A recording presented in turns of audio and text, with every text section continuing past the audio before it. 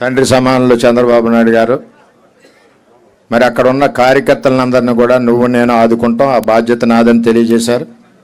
అలాగే నా భవిష్యత్తు కూడా క్లారిటీగా చెప్పారు. నేను భవిష్యత్తు గురించి చంద్రబాబు నాయుడు గారు ఆశీస్సుల ప్రకారం 20 సంవత్సరాల నుంచి పార్టీని కొమ్ము కాస్తా ఉన్నాం.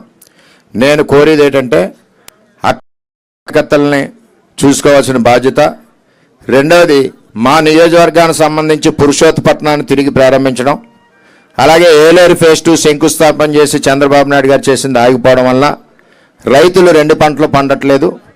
వాటి సార్ని అడిగాను, సార్ కూడా చెప్తారని తెలియజేస్తూ సార్ ఆదేశాల మేరకు పనిచేస్తా. నేను చంద్రబాబు నాయుడు గారికి తాలిబాన్ లాంటి శిష్యుడు, నేను ఎప్పుడు కూడా పరిగెట్టిస్తాం. అక్కడ పవన్ కళ్యాణ్ తెలుగుదేశం పార్టీ పునాదులతో బలీయంగా పిఠాపురంలో ఉంది. ఆ పునాదుల మీద ఆయన్ని గెలిపించి చంద్రబాబు నాయుడు గారు మెచ్చుకునే విధంగా అత్యధిక మెజార్టీతో గెలిపిస్తాం. మా రైతులకి కొద్దిగా కోరుతున్నాం. తప్పకుండా వారు చెప్పినట్టు అన్ని చేస్తాం. తండ్రి సమానులు చంద్రబాబు నాయుడు గారు మరి అక్కడ ఉన్న కార్యకర్తలందరినీ కూడా నువ్వు నేను ఆదుకుంటాం, ఆ బాధ్యత నాదని తెలియజేశారు.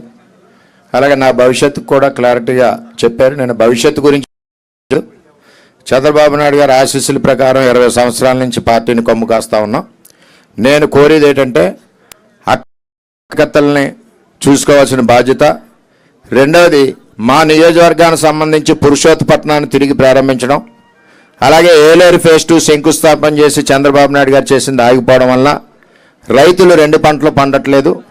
వాటి సార్ని అడిగాను, సార్ కూడా చెప్తారని తెలియజేస్తూ సార్ ఆదేశాల మేరకు పనిచేస్తా. నేను చంద్రబాబు నాయుడు గారికి తాలిబాన్ లాంటి శిష్యుడు, నేను ఎప్పుడు కూడా పరిగెట్టిస్తాం. అక్కడ పవన్ కళ్యాణ్ తెలుగుదేశం పార్టీ పునాదులతో బలీయంగా పిఠాపురంలో ఉంది. ఆ పునాదుల మీద ఆయన్ని గెలిపించి చంద్రబాబు నాయుడు గారు మెచ్చుకునే విధంగా అత్యధిక మెజార్టీతో గెలిపిస్తాం. మా రైతులకి కొద్దిగా కోరుతున్నాం. తప్పకుండా వారు చెప్పినట్టు అన్ని చేస్తాం.